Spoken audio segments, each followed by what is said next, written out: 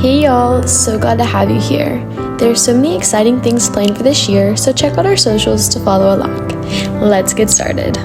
Today is January 14th, 2024, and the passages are chapters 40, 41, and 42. Be sure to pause the video either now or after the Bible study coming up next to take some time and read the passages listed above. And as always, the pictures shown here are from Hosanna Revival, a store where my Bible is from. So please go check them out. And without further ado, let's get into the video for today.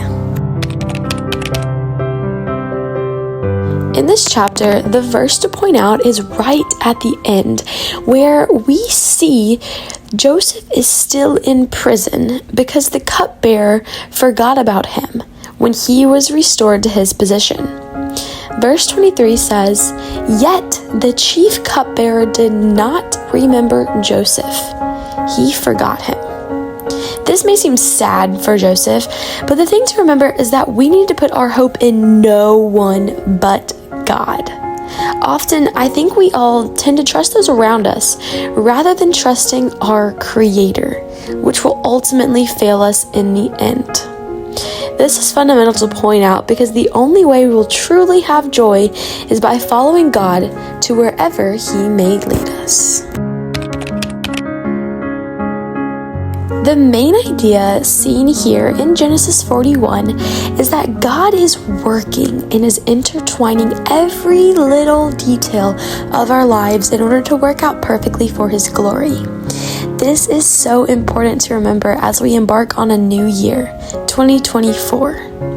Remember, there are going to be many hardships that will come our way this year for all of us, but God has each of our backs if we only choose to trust Him.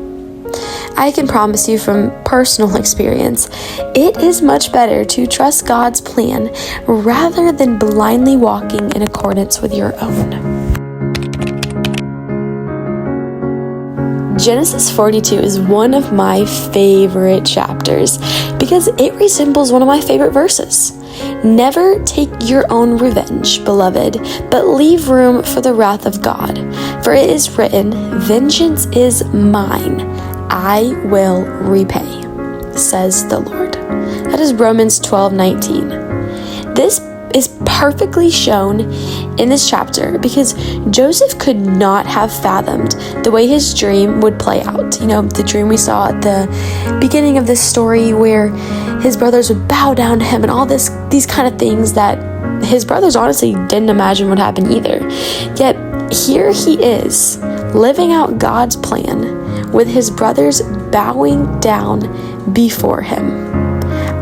I love this because God's revenge is greater than anything we could ever imagine. So why would we try to take the revenge on our own? Like, it's much better to just sit back and watch our Creator fight for us.